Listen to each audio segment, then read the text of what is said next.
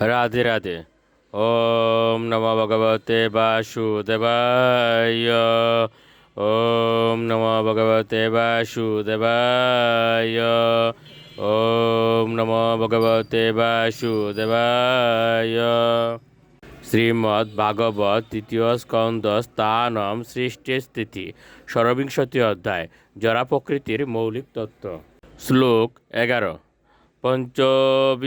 পঞ্চবীর ব্রহ্ম চতুর্বীর দশবিস্তথা এতচ্চতুর্বিংশতিকম গণম প্রাদানিকম বিদুঃ। অনুবাদ: ৫টি স্থূলতত্ত্ব, ৫টি সূক্ষ্মতত্ত্ব, ৪টি অন্তরেন্দ্রিয়, ৫টি জ্ঞানেন্দ্রিয় এবং ৫টি কর্মেন্দ্রিয়ের সমষ্টিকে বলা হয় প্রধান। শ্লোক ১২। মহাভূতানি পঞ্চৈব ভূরাপ অগ্নিমরুৎনভ তন্মাত্রানি চ তাবন্তি গন্ধাদীনি মতানি মে। অনুবাদ: ৫টি স্থূল উপাদান হচ্ছে ভূমি, জল, আগুন, বায়ু এবং আকাশ। ৫টি সূক্ষ্ম উপাদান হচ্ছে গন্ধ, রস, রূপ, স্পর্শ এবং শব্দ। শ্লোক ১৩। ইন্দ্রিয়াণি দশশ্রুত্রম ত্বগ্দৃক্রশন্নাসিকাঃ বাক্যরৌ চরণৌ মেড্রম পায়ুর্দশম উচ্যতে।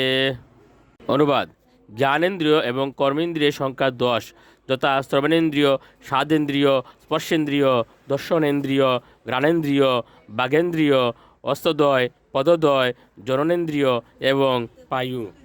শ্লোক ১৪। মনোবুদ্ধি অহংকারশ্চিত্তম ইতি অন্তরাত্মকম চতুর্দা লক্ষ্যতে বেদো বৃত্তালক্ষণরূপয়া। অনুবাদ: সূক্ষ্ম অন্তরেন্দ্রিয় ৪ প্রকার, যথা মন, বুদ্ধি, অহংকার এবং কলুষিত চেতনা। তাদের বৃত্তি এবং লক্ষণ অনুসারেই কেবল তাদের পার্থক্য নিরূপণ করা যায়। শ্লোক ১৫।